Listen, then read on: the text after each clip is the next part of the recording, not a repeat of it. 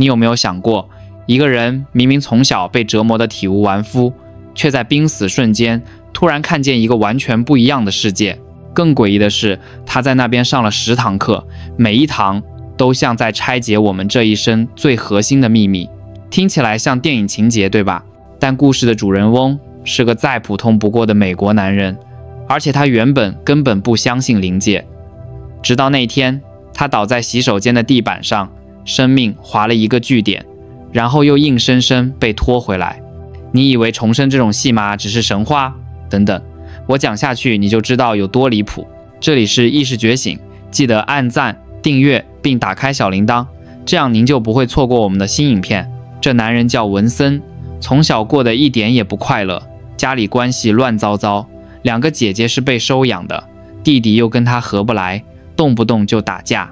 他在家里没有安全感，长期被大人情绪折磨，结果长大后把自己练成一块盔甲，谁也不相信。但命运最戏剧性的就是他总在你以为快要喘过气来时，突然给你补一刀。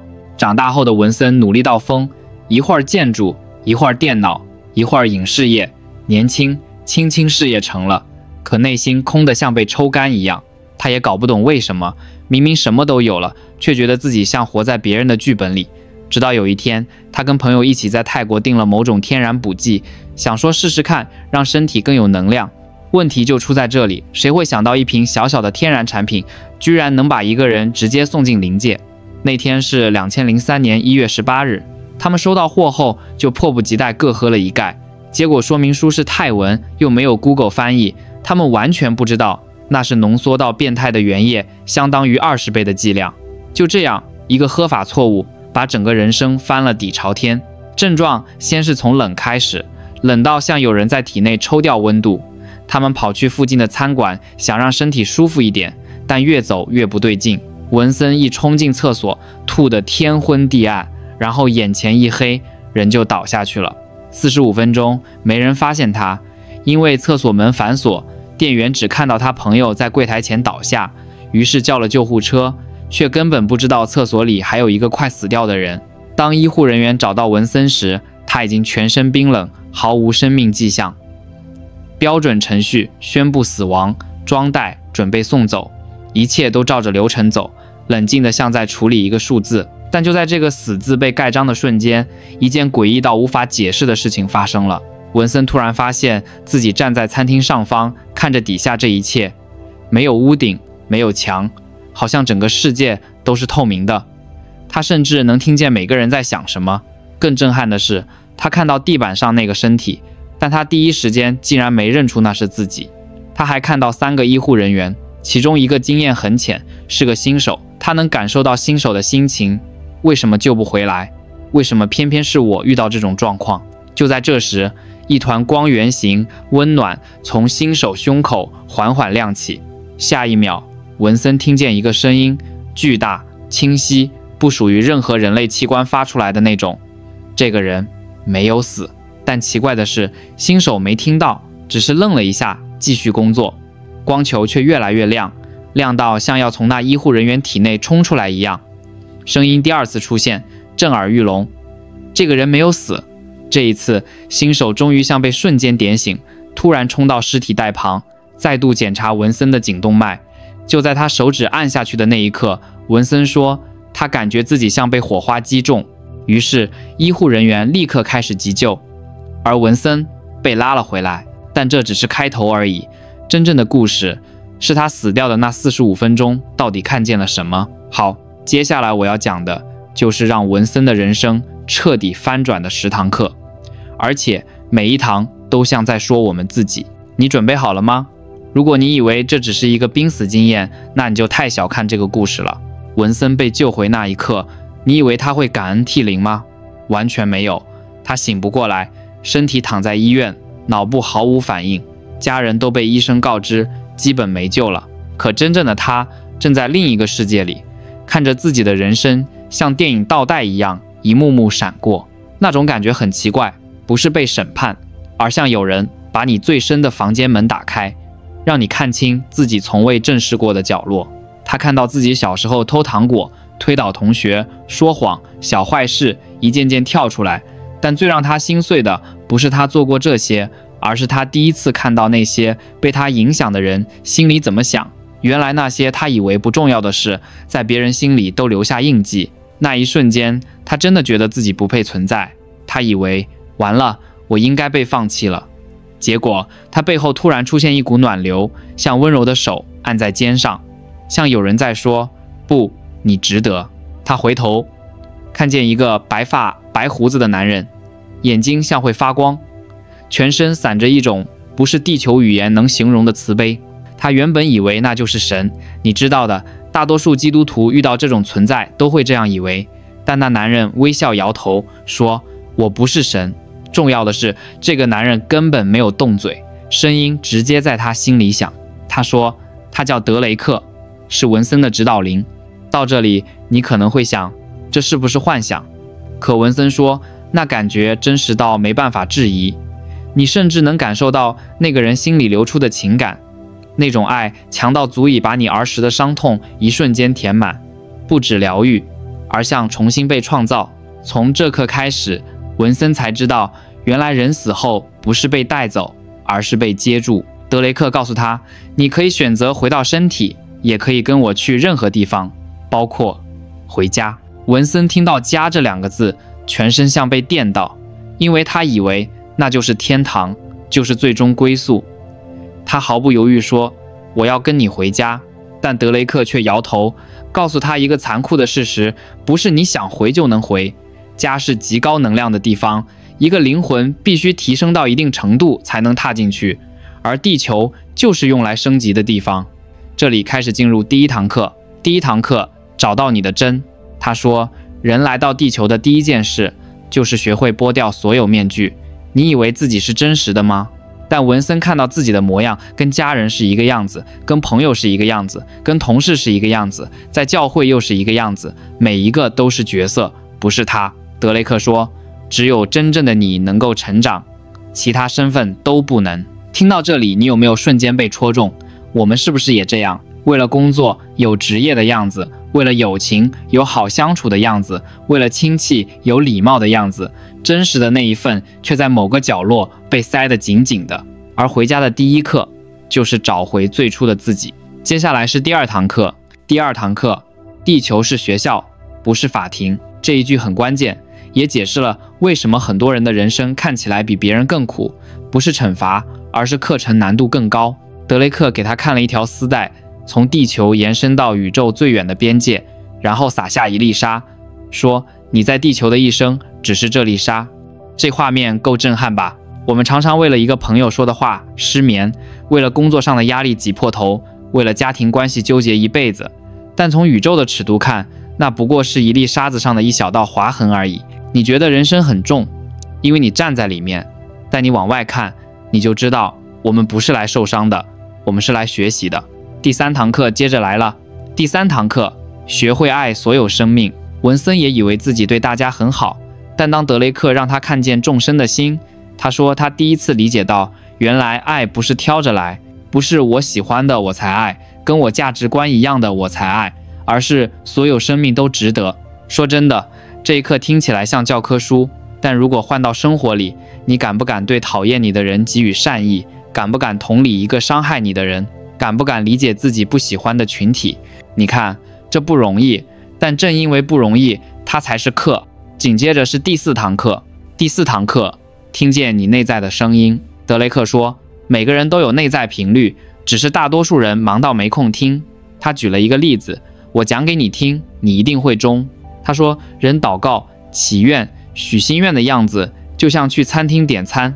神啊，我想要这个，说完立刻走人，从来不等餐点端上来。我们太急了，我们根本不给宇宙回应的时间。你有没有突然觉得对耶？我们其实从不倾听。第5堂课，看似最不灵性的那堂，却是文森后来最常提醒别人的科技。你可能会想，灵界不是应该谈光、谈爱、谈能量吗？为什么会突然冒出科技2个字？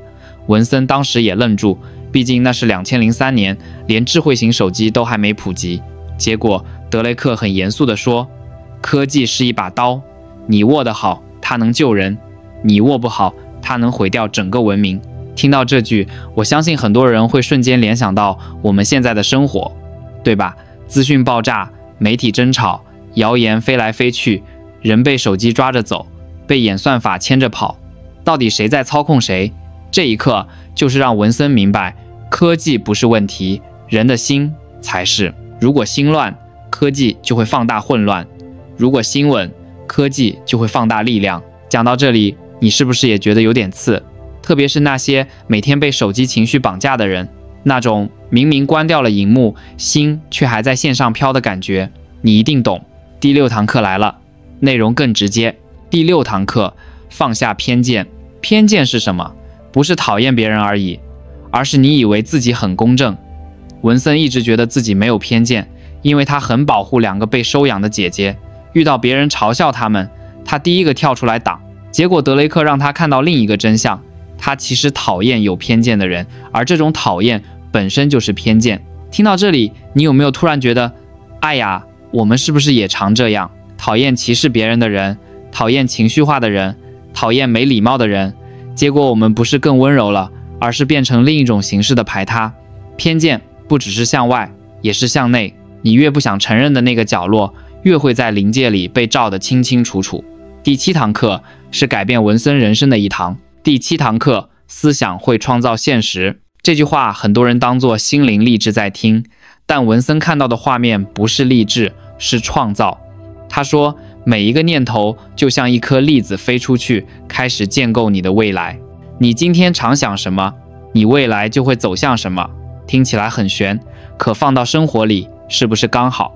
心态决定习惯，习惯决定选择，选择决定路。人就是这样慢慢往一个方向滑过去。如果你每天都被恐惧喂养，怕失败，怕衰退，怕被比较，你的世界自然往恐惧的轨道走。如果你能把注意力放在我想成为什么样的人，不是嘴上说，是心里真的这么想，那未来的轨道就会往那里摆。听起来简单，可难点在我们根本不观察自己的念头。你想想，一个成年人一天有几万次念头，有多少是你真正想要的？你以为你在选择未来，其实你是在被念头牵着走。所以第8堂课就接着来了。第8堂课，避开负面影响。这堂课狠狠戳了文森，因为他以前每天睡前都会看半小时新闻，而全部都是负的、乱的、吵的、恐惧的。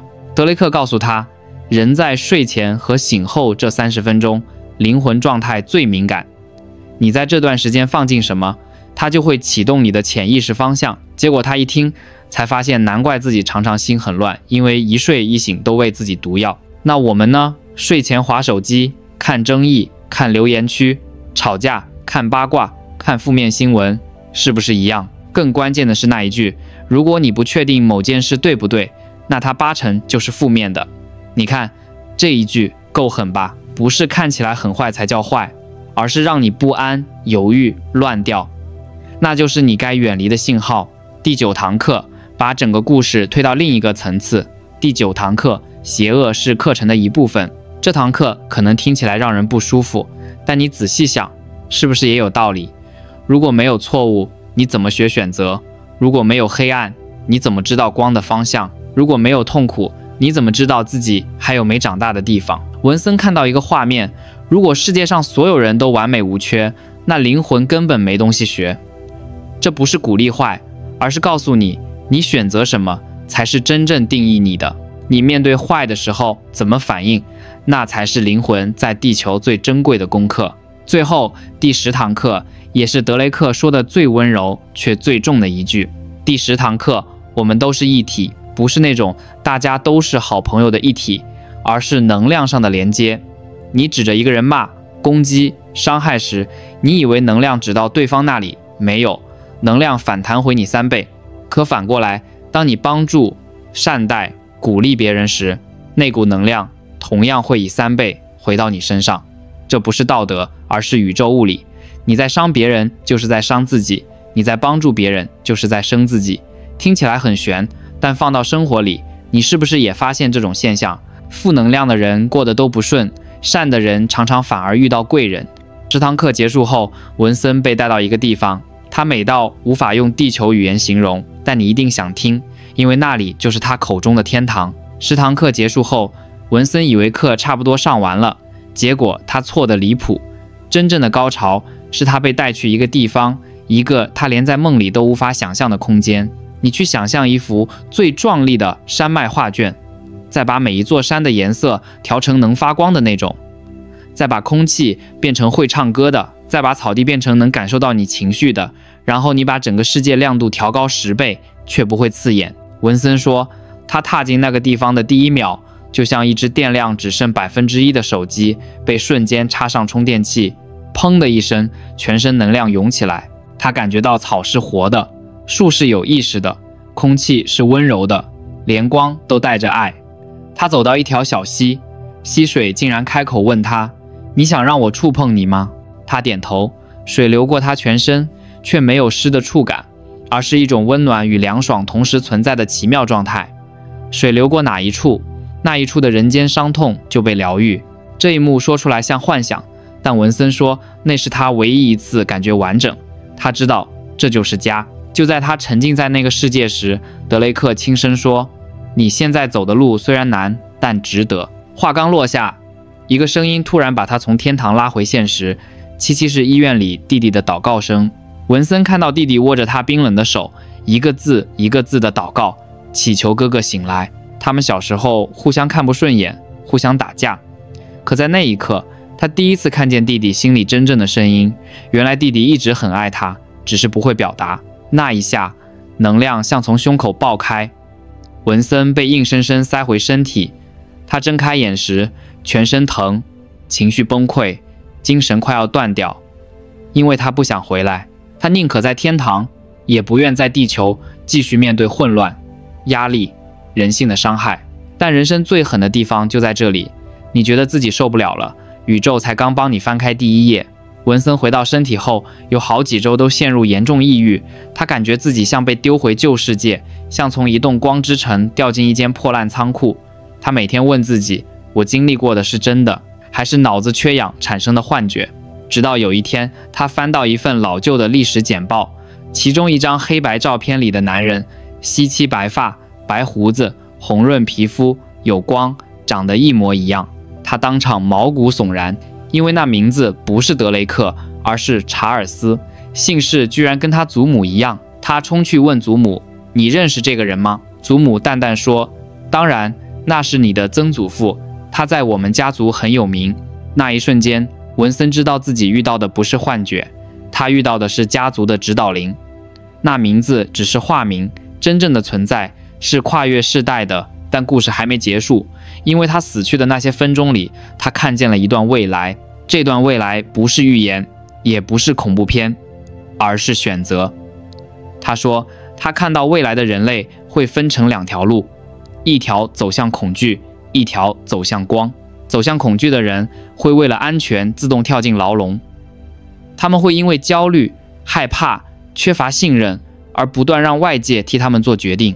为了不掉队，他们会牺牲自由；为了不被淘汰，他们会用恐惧当作指南。可走向光的人会开始往内找力量，他们会从恐惧退出来，从混乱退出来。